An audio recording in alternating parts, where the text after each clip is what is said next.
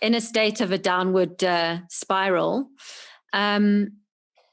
what can we do as the observer who have these people in our lives, I think so. There's another. Sorry about the noise. There's another. So when I was with the discussion with November, it fits in line with a really strong ethos that I have at the sports club.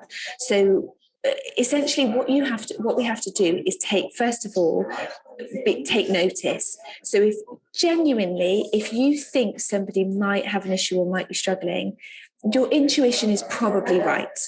So first thing to do is follow your nose, I think, personally, is ask the question and say, are you okay?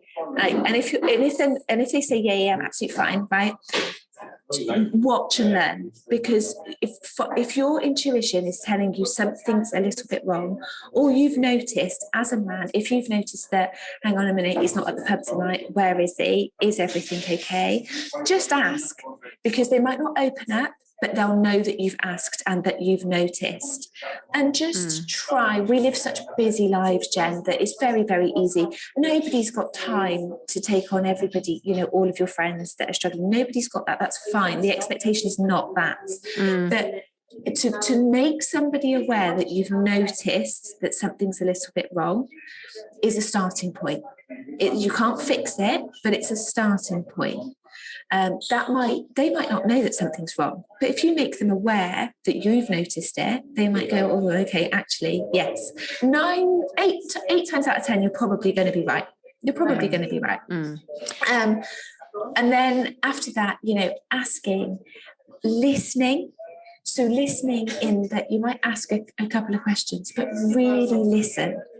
Because if you're listening just because you want to check they're okay, you're not getting to the crux of the problem. So listen, just really listen to them, and then say, okay, all right, mate, is it, shall I give you a ring in a couple of days, or would you like me to ring you tomorrow, or would you like me to send you a message tomorrow?